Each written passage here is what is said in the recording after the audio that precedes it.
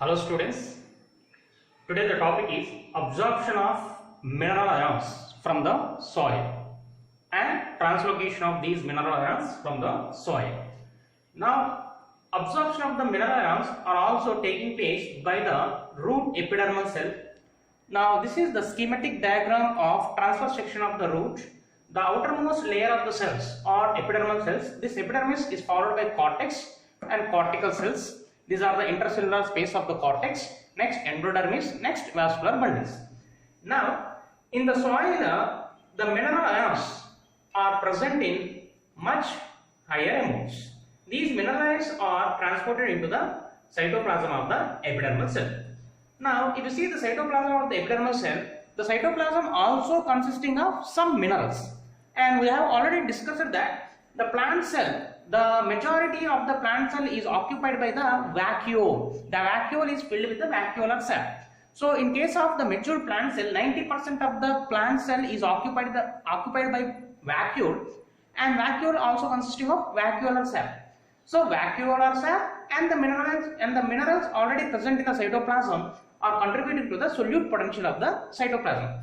So totally, when you compare with the ions, mineral ions between the soil and cytoplasm of the cell, in the cytoplasm, much higher number of mineral ions are present. So these mineral ions are acting as solutes in the cytoplasm. So the solutes, when you compare between the soil and the cytoplasm of the epidermal cell, the cytoplasm consisting of many number of solutes, that is ions. Because the mineral ions present in the cytoplasm and the mineral ions present in the vacuolar sac. So these many number of mineral ions present in the cytoplasm and vacuolar sac giving high solute potential. So the mineral ions present in the soil is comparatively less when compared with the cytoplasm of the epidermal cell. I repeat, the minerals present in the soil are comparatively less when compared with the minerals present in the cytoplasm and vacuolar sac.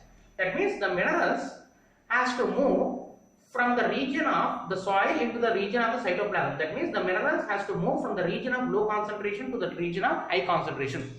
And low to high means active transport or passive transport. Low concentration to high concentration means active transport or active absorption. Now, the mineral ions are actively absorbed into the cytoplasm of the epidermal cell. This is very important. The minerals are actively absorbed into the cytoplasm of the epidermal cell. And if you see the minerals are having charge. The charge may be positive or negative. So charge means polar substances. Now, as the ions are polar substances, these polar substances cannot diffuse through the plasma membrane. This is the plasma membrane of the root epidermal cell. So in order to allow the polar hydrophilic substances, the transporter proteins are present onto the plasma membrane. So these transporter proteins are called pumps. These pumps allow the ions from a region of low concentration into the region of high concentration. So the transporter proteins, the name of the transporter protein is pump, will pump the mineral ions from low concentration to high concentration. So this pumping of ions from low concentration to high concentration is called as pumping of minerals ions against the concentration gradient. So pumping of ions to a region of high concentration is called as pumping of ions against the concentration gradient. Against the concentration gradient means low to high. Pumping of mineral ions against the concentration gradient means low concentration to high concentration. Now, the minerals are primarily actively absorbed by the root epidermal cells.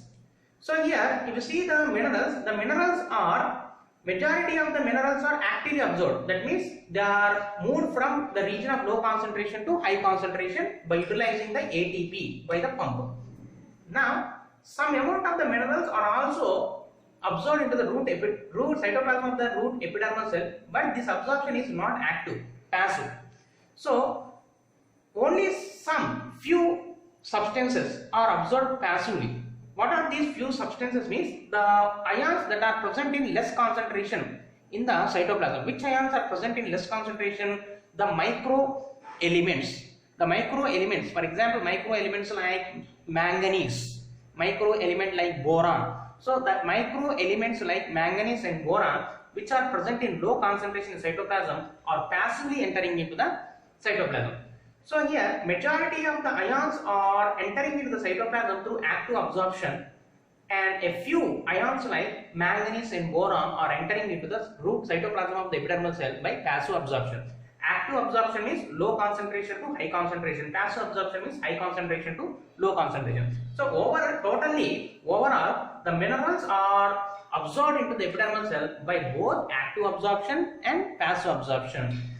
So I repeat, overallly, the minerals are absorbed into the cytoplasm of the epidermal cell by both active absorption and passive absorption. Majority, 90% of the minerals are actively absorbed, 10% of the minerals are passively absorbed. Next, water. So as we have already seen, the water enters into the cytoplasm of the epidermal cell by osmosis. So here the water potential in the soil is very high, water potential in the cytoplasm is very less. Water is very high, water is very less, the water very high, so the concentration of the solution in the soil is low, the concentration of the solution in the cytoplasm is high. So the movement of water from less concentration solution to high concentrated solution, less concentrated solution is in soil, low concentrated solution is in cytoplasm. So water is diffused. The diffusion of water through selectively permeable membrane called plasma membrane is called osmosis. So here water enters into the cytoplasm of the epidermal cell by osmosis. I repeat, water enters into the cytoplasm by osmosis. The osmosis is a passive absorption without the use of energy. So you have to remember these 2 points. Minerals are absorbed by both active and passive absorption. Water is absorbed by only passive absorption. This point is very important. Next, after crossing the epidermis, the next layer is the cortex. This is the region of cortex. Now the cortex is made up of cortical cells. The cortical cells are loosely arranged. Intercellular space is present. Through this intercellular space, the minerals are transported along with the water. And again, endodermal cells. As we have already know that the endodermal cells are compactly arranged without any intercellular space, and the intercellular space are filled with the suberin called Casparian stripes.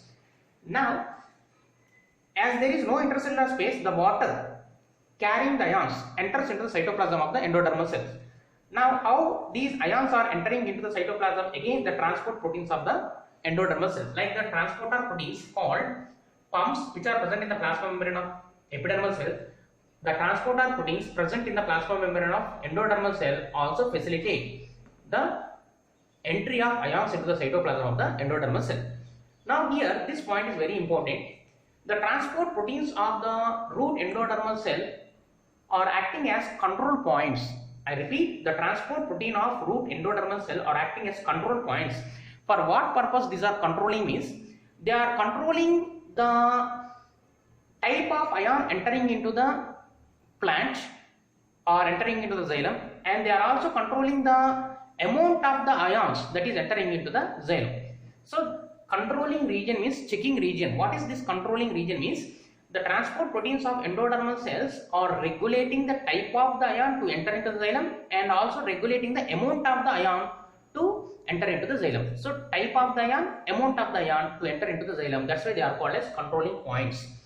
Now from cytoplasm of the endodermal cell, these ions will reach the xylem.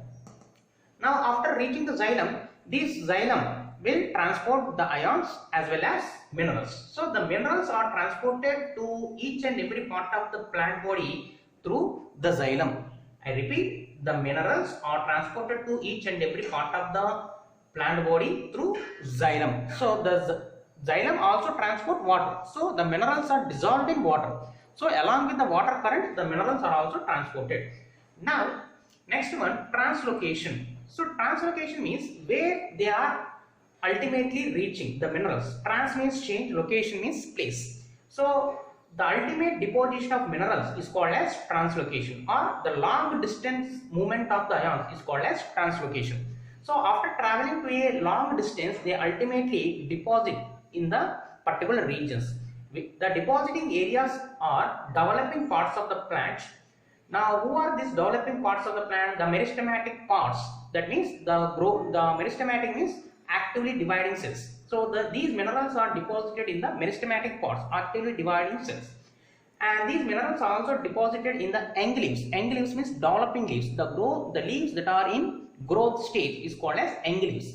And the minerals are also deposited in the developing fruits, developing flowers, and developing seeds.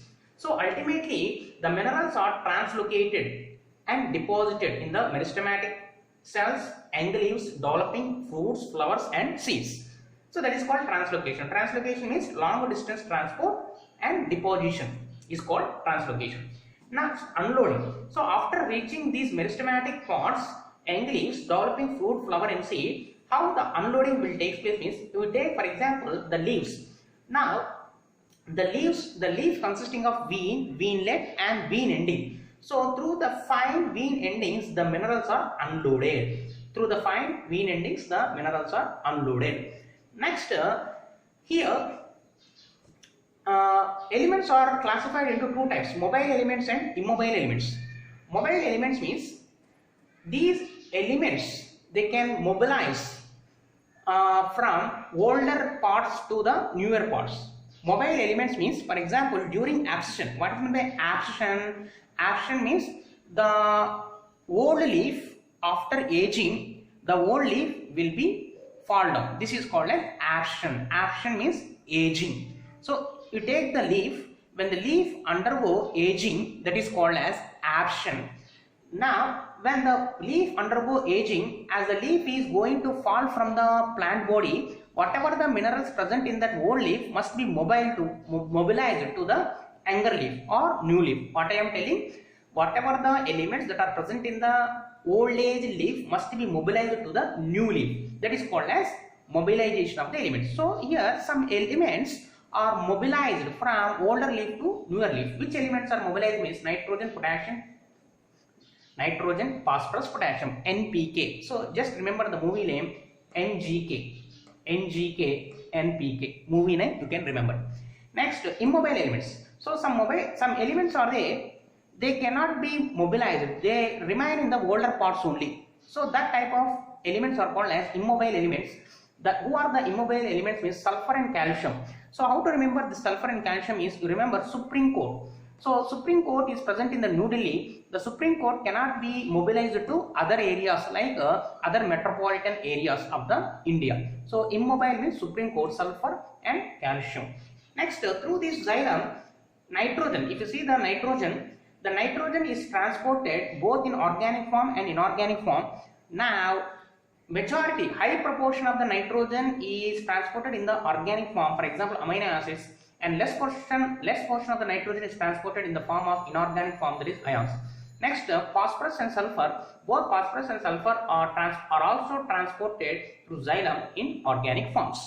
That is about the absorption of minerals and translocation.